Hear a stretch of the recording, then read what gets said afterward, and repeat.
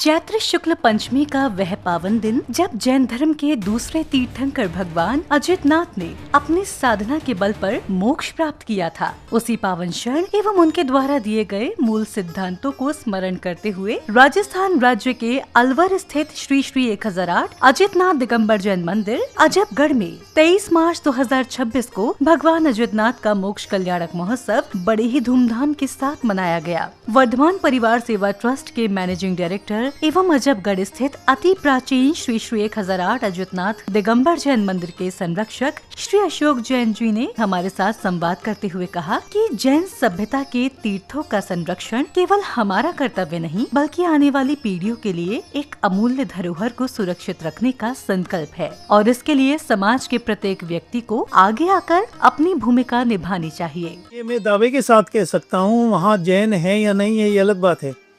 कोई भी मंदिर कितना भी इंटीरियर में हो, जंगल में हो, गांव में हो, शहर में हो, नदी में हो, अगर वहाँ जब तक पूजा प्रक्षाल होती रहेगी वहाँ पे वो मर्यादा बराबर चलती रहेगी। उसको कोई भी जो है ना बंद करने वाला नहीं है, कोई भी विधर्मी उसके ऊपर कब्जा करने वाला नहीं है। आज हम वर्धमान परिवार सेवा ट्रस्ट की एक विचार ये रहता है जिसपे हम इम्प्लीमेंट भी करते हैं कि जो तीर्थ आज हमारे हजारों तीर्थ ऐसे हैं जिनकी हम देख रेख नहीं कर पा रहे हैं, कुछ दिन बाद पता लगता है कि उसके ऊपर भी किसी भी धर्मी ने अड्डा जमा लिया। तो मैं एक अपील करता हूँ, ये वर्धमान परिवार सेवा ट्रस्ट सबसे अपील करता है कि हम लोग क्या करते हैं कि कुछ ही तीर्थों के ऊपर अनाप शनाप धन का दान कर रहे हैं। वहाँ पैसा कहाँ यूज हो रहा है हम देख ही नहीं रहे। लैंड खरीद लेते हैं, एफडी बनवा देते हैं, क्या उससे धर्म का विकास होगा? जो तीर्थ ऐसे हैं कि जिन आगे उनके ऊपर ना कब्जा हो, हम लोग को उनको बचाने की एक मुहिम छेड़ रखी है और उनको बचाने का प्रयास भी कर रहे हैं। इस भव्य कार्यक्रम का शुभारंभ पूजा के अर्घ्य समर्पित करने के साथ हुआ, जहां पुण्यवान श्रावक श्राविकाओं ने प्रतिष्ठाचार्य जी के निर्देशन में श्रद्धा पूर्वक अर्घ्य अर्पित किए और साथ ही झूमते थिरकते हुए प्रभु भक्ति का भरपूर आनंद लिया। जो मैं कहूँ और तो से न मिटे उलझा, मेरी तो से बनी ताते करो पुकार। बंदो बाचो परम गुरु सुरगुर वंदत जा, विघ्न हरन मंगल करण पूरन परम पकार। अर्यंत देव है मंगलकारी सिद्ध पद स्वयं बंदो से में मंगल आचार्य मुनि मंगल गुरु बजाय, सर्व साधु मंगल करो वंदो मन बचकार। की भक्ति में मरो मन डोले, माधव की भक्ति में मरो मन डोले। सोनी सोनी लागे अजबगढ़ ये नगरी, यहाँ पे अजितनाथ, यहाँ पे अजितनाथ दर्शन कर लो, दर्शन कर लो।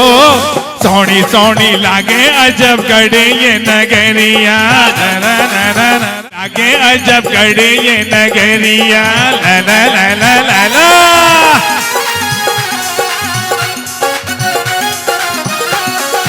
तारा न हमरी आई मंगल गढ़ी, प्रभु तारा न हमरी अमर शरणम तब जामि, सीते शरणम तब जामि, साहु शरणम तब नित्या प्रकंपात के विलोगा, इस फोरा मन परिये सोत बोधा, दिव्यावधि ज्ञान बल प्रभुदा, स्वस्ति क्रियासु परमशियो। अगले क्रम में प्रतिष्ठाचार्य जी ने अजबगढ़ स्थित अति प्राचीन श्री श्री 1008 अजितनाथ दिगंबर जैन मंदिर के साथ साथ दक्षिण भारत के जीर्ण शीर्ण जैन मंदिरों एवं तीर्थ क्षेत्रों के जीर्णोद्धार हेतु वर्धमान परिवार सेवा ट्रस्ट के मैनेजिंग डायरेक्टर श्री अशोक जैन जी द्वारा किए जा रहे इन पुण्य कार्यों से सभी भक्तजनों को अवगत कराया। हमारे भाई अशोक जी रानीला, 2 मिनट में आपके सबके लूंगा, रानीला में दर्शन करने गए थे। देखिए, किसी को अजबगढ़ के बारे में कुछ नहीं पता था। भाई साहब वहां दर्शन करने गए तो वहां के पुजारी ने भाई साहब को व्हाट्सएप पे माध्यम से देखा कि ये प्राचीन तीर्थों का जीर्णोद्धार करने में इनका रुचि रहती है। तो उसने इनसे जिक्र किया कि भाई साहब आप अजबगढ़ जाओ, वहां कोई किसी को नहीं जानता और वो मंदिर इतना प्राचीन है। बाबा के दरबार में आकर इन्होंने देखा दीवारें झड़ रही थी, मंदिर गिरने के कगार पर था, लेकिन जैसे ही भाई साहब यहाँ पर आए और उन्होंने देखा, आप यकीन नहीं करेंगे, हजारों की तादाद में चमगादड़, हम एक दो चमगादड़ देख के डर जाते हैं, यहाँ पे हजारों की तादाद में चमगादड़ यहाँ पर लटकी हुई थी। गुरुदेव यहाँ पे भाई साहब आए और उन्होंने देखा और इन्होंने तभी से अपना मन बनाया कि इस मंदिर का, देखिए वैसे तो हमारे भगवान का मंदिर का जीर्णोद्धार करने की ताकत किसी में नहीं होती, भगवान जिसको आदेश दे और जिसका हाथ पकड़े वही कर सकता है। तो भगवान का आदेश हुआ, भाई साहब ने ये बीड़ा उठाया और आप देख रहे हैं, आपको ये लगेगा कि 4-5 साल पहले ये मंदिर खंडर था। सब कुछ सुंदर रूप से यहाँ पर इन्होंने व्यवस्था की और आज हर साल मोक्ष कल्याणक के उपलक्ष्य में यहाँ पर भाई साहब कभी दिल्ली से, कभी जयपुर से, अलवर से बहुत बसें यहाँ पर आती हैं और ऐसे ही भक्ति भाव से। इसके बाद आइए सुनते हैं मंदिरों के जीर्णोद्धार के विषय में श्री अशोक जैन जी ने प्रेरणापद विचार। कहावत भी है, 2 कदम तुम भी चलो 2 कदम हम भी चलें और रास्ता देहना सफर पार हो जाता है। जहाँ तक आपका मैं समझता हूँ, जहाँ तक इशारा है ASI के लिए है कि जब हम जो है ना, जो प्राचीन अत्यंत प्राचीन मंदिर हैं, जब हम जीर्णोद्धार की बात आती है कि कुछ चीज़ें सरकार की तरफ से एक निश्चित हैं कि उसका रंग रूप नहीं बदलना, उसका डिजाइन नहीं बदलना, और हम लोग मिलजुल करके उस कार्य को, क्योंकि जो हमारी एंशियंट हैं, जो हमारी प्राचीन इमारतें हैं, जो प्राचीन सभ्यता है, सरकार का भी उद्देश्य ये है कि बचनी चाहिए और हमारा भी उद्देश्य है। जब दोनों का उद्देश्य साफ होता है तो वो कार्य हो ही जाते हैं। कहीं ना कहीं छोटी मोटी प्रॉब्लम्स होती है, वो दोनों मिल बैठ करके सोल्व हो जाती हैं, और उन चीज़ों को हम लोग यही तो चाहते हैं कि इनका जीवन और बढ़े, हमारी संस्कृति को संसार देखता रहे, हमारी ये श्रमण संस्कृति हो, भारतीय संस्कृति हो, कोई भी हो, ये बचनी चाहिए और उसी को बचाने का प्रयास वर्धमान परिवार सेवा ट्रस्ट कर रहा है। इन भी मंदिरों का हम जीर्णोद्धार कराते हैं। हमारी लगभग कोशिश यही रहती कि हर मंदिर के अंदर पुजारी की व्यवस्था हो और वहाँ पूजन अभिषेक की क्रियाएं प्रतिदिन होती हैं। अरुण गुलम का आपने जिक्र किया, हमारे प्रशांत जी HDFC मुंबई वाले, जैसे दर्शन किए उन्होंने कहा नहीं इसका जीर्णोद्धार मैं करूँगा। ऐसे प्रदीप जी हैं, शांति रानी परिवार जैन ग्रीन पार्क वाले, कोयला मुंडी महावीर भगवान का 2200 वर्ष पुराना मंदिर, श्रीमती आशा जी जैन है मुंबई, मलईनाथ मंदिर मेलचिता मुंबई, ऐसे अनेकों लोग आए और कहते हैं कि इस मंदिर का, हमारे यहाँ दानियों की कमी नहीं है मैम, लेकिन क्या है कि उनके अंदर भाव भी हैं करने के, उनको सही मार्ग नहीं मिल रहा, और जब सही मार्ग मिलता है तो वो आने को तैयार हैं। इसी क्रम में कार्यक्रम में पधारे विशिष्ट जनों का उपस्थित जनों ने शॉल पहनाकर स्वागत सम्मान किया।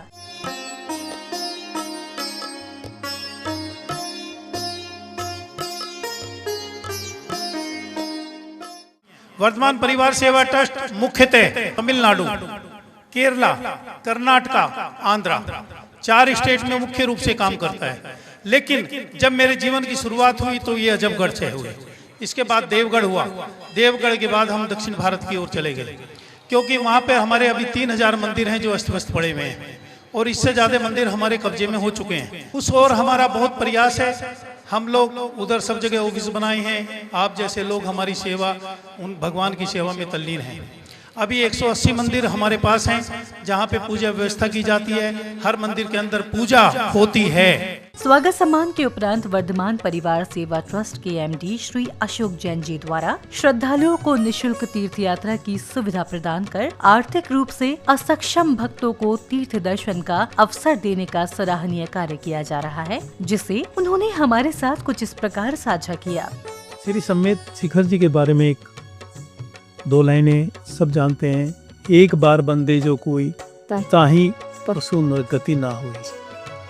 और जिस व्यक्ति ने भी जैन कुल के अंदर जन्म लिया है, उसकी एक प्रकट प्रबल भावना क्या होती है कि मैं अपनी लाइफ में कम से कम एक बार श्री सम्मेत शिखर शाश्वत तीर्थ के दर्शन अवश्य करूं यात्रा।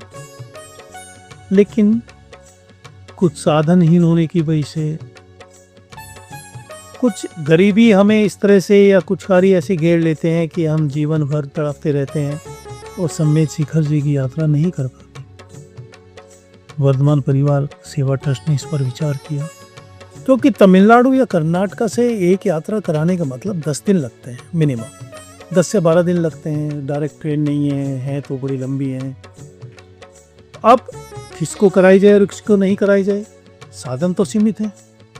तो 2 क्राइटेरिया वर्धमान परिवार सेवा ट्रस्ट रख के चलता है यात्रा में। 1 साल हम कर्नाटक के लोगों को यात्रा कराते हैं, 1 साल तमिलनाडु से कराते हैं। उसके अंदर 2 क्राइटेरिया क्या है कि जिसने कभी जीवन में सम्मेद शिखर की यात्रा नहीं की हो, और दूसरा जिसकी आयु 50 या उससे अधिक हो। अब आपका क्वेश्चन क्या, 50 ही क्यों आपने चढ़ा? क्योंकि 50 से पहले उसके पास चांस है, कैसे कर सकता है। लेकिन जिसको 50 साल तक चांस नहीं मिला उसके लिए बड़ा मुश्किल है, शायद बहुत कम चांस रह जाते हैं। तो वर्धमान परिवार सेवा ट्रस्ट ने गहन अध्ययन करके 50 साल से ऊपर के यात्रियों को हम लोग शिखर जी ले जाते हैं। उसमें खाना, नाश्ता, कपड़ा, ट्रेन, बस, रहना, सामग्री, लाठी, डंडा, टॉर्च, जो भी जरूरत है, इवन मेडिकल एड, हमारे डॉक्टर्स नर्स साथ में जाती हैं, translator, volunteer, everything is free. वो इसलिए नहीं, वो इसलिए क्योंकि वो उसको जो खर्चा है उसको वहन नहीं कर पाते, तभी तो नहीं जा पाए। इस भावना के वशीभूत होकर के हम ये चाहते हैं कि आज जैसे मेरी अगर बात करें तो मैं आज शिखर जी की यात्रा करने के काबिल नहीं रहा, लेकिन मेरे भाव अगर हैं कि मैं उनको कराऊं तो मैं समझता हूँ 50% तो मुझे मिलेगा ही। तो अगर मुझे घर बैठे 50% मिल जाए प्रॉफिट, तो इससे अच्छी बात और क्या होगी। मैं तो सबको आह्वान करता हूँ कि बहुत से हमारे लोगों में भी है, समझ होते हुए भी नहीं कर पाते, समय अभाव के कारण, किसी बीमारी के कारण। उनको भेजने चाहिए ऐसे यात्रियों को। उनको जो पुण्य प्राप्त होगा 50% तो कम से कम आएगा ही। अब बताइए इससे अच्छा और क्या बात होगा कि हम अपने परिवार में रहकर अपने परिवार की ही तो सेवा कर रहे हैं। हम कोई आसान थोड़ी कर रहे हैं समाज के ऊपर, नहीं, ये हमारा कर्तव्य है।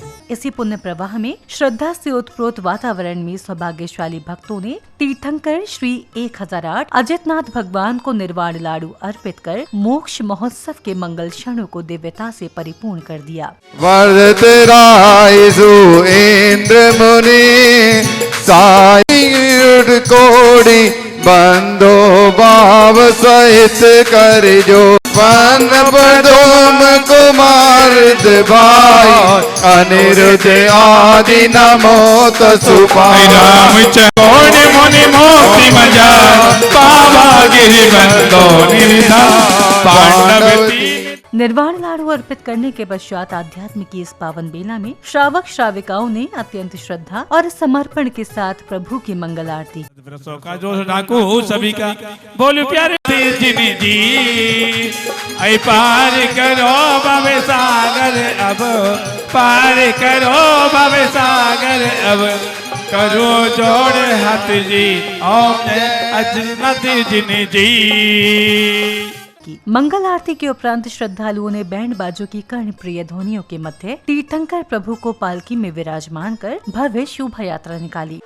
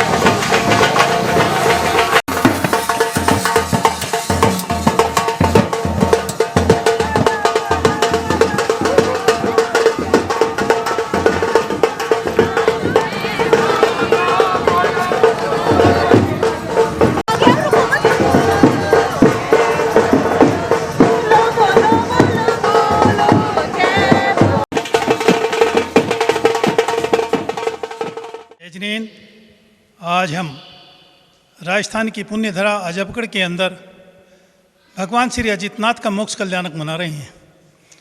अनेकों दूर दूर से लोग बड़े भक्ति भाव से यहाँ पर के आकर के भगवान का पूजा अभिषेक किया, शांति धारा की, पूजा अर्चना की और निर्वाण लाडू समर्पित किया। जयपुर, गुड़गांवा, दिल्ली, अलवर, तिजारा और भी अनेकों जगह से लोग यहाँ पधारे।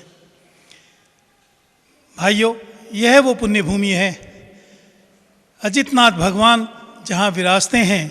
अत्यंत ही प्राचीन, चमत्कारी और तुरंत ही फल देने वाला ये वो जिनालय है। यूँ तो कुछ भी कह सकते हैं, लेकिन जब आप एक बार यहाँ पर आएंगे, साक्षात दर्शन करेंगे प्रभु के, आप जानेंगे कि आप जो सोच कर आए थे वो स्वयं ही आप कर के यहाँ पर आकर के प्राप्त हो जाता है। कहीं से भी आप जहाँ भी हैं, एक बार अवश्य सोचें कि मुझे अजबगढ़ जाना है। भगवान, कहावत है, उनको बुलाते हैं जिनका पुण्य उदय होता है। शायद आपका पुण्य भी आपको इस धरती के लिए पुकार रहा है। आएं, एक बार प्रभु के चरणों में आकर के भक्ति पूर्वक भगवान की पूजा अर्चना करें। इस भव्य कार्यक्रम की समापन बेला में वर्धमान परिवार सेवा ट्रस्ट के मैनेजिंग डायरेक्टर श्री अशोक जैन जी ने सेव जैन सेव जैनिज्म के संकल्प के साथ जैन धर्म की मूल भावना, संस्कृति और पहचान को सुरक्षित रखने हेतु निरंतर जन जागरण एवं सामाजिक अभियानों पर अपने संदेश देते हुए समाज को प्रेरणा प्रदान की। सेव जैनिज्म क्या है? एक तरफ अगर हम बहुत से आडंबर करते हैं, सेव जैनिज्म नहीं, पहले हमें सेव जैन बचाना होगा। अगर जैन बचेगा तो जैनिज्म को बचा सकते हैं। जैसे आप घर कितना भी बड़ा बना ले, अगर उसके अंदर रहने वाले व्यक्ति नहीं होंगे तो क्या वो घर कहलाएगा? जो हमारी समाज के अंदर लोग गरीब हो गए हैं, जो पिछड़ गए हैं, उनको हमने सहारा दे करके आगे नहीं लाए। हमारी संख्या कम दिन पर दिन होती जा रही है। मैं हमेशा कहता हूँ, क्या हमारी जैन लोगों की मृत्यु दर बढ़ गई है क्या? कि हमारी ही संख्या क्यों घट रही है? नहीं, हमारी संख्या नहीं घट रही है। हमारे से लोग विमुख हो रहे हैं। हमारे समाज के लोग जो भी थोड़ा अभावग्रस्त में आए वो उनको हमने निकाल दिया। जबकि होना क्या चाहिए, जो सबसे लास्ट की पंक्ति में बैठा हुआ व्यक्ति है उसको हमें सबसे ज्यादा पहले आगे लाना चाहिए। आज बुजुर्गों को भी टाइम नहीं है। पहले क्या था, दादी नानी बच्चों को कहानियां सुनाया करती थी, महापुरुषों की कहानियां, देशभक्तों की कहानियां, धर्म गुरुओं की कहानियां, भगवान के ऊपर कहानियां। वो संस्कार उस बच्चे के अंदर धीरे धीरे होकर के युवावस्था में आ जाते थे। आज कहीं ना कहीं गलती हम लोगों की भी है कि हमने बच्चों को सबको इंग्लिश मीडियम, खाली नंबर पूछने कितने लाने हैं। वो नंबर तो अच्छे ले आता है, लेकिन बाकी वो सब जगह गोल बैलेंस लाइफ नहीं जी रहा है। वो एक साइड जा रहा है, कमर्शियल लाइफ जिसको हम कहते हैं। तो मेरा युवा वर्ग से ये है कि हर किसी के पास टाइम है अगर वो चाहे, और जब तक हमारा समाज, हमारा परिवार, हमारा देश सुदृढ़ नहीं होगा, तब तक हमारा जीवन कैसे होगा? ऐसे ही होगा जैसे हमारे मुनि कहा करते थे कि एक बुढ़िया 60 साल की और 6 साल में मरेगी। तो जब तक उसके अंदर संस्कार नहीं होंगे, वो अबोध बच्चे के समान है। अबोध बच्चा कुछ भी कर लेता है। उसको अगर जीवन में कामयाब होना है तो कोई ना कोई संस्कार, उसके अंदर अच्छे संस्कार आने होंगे।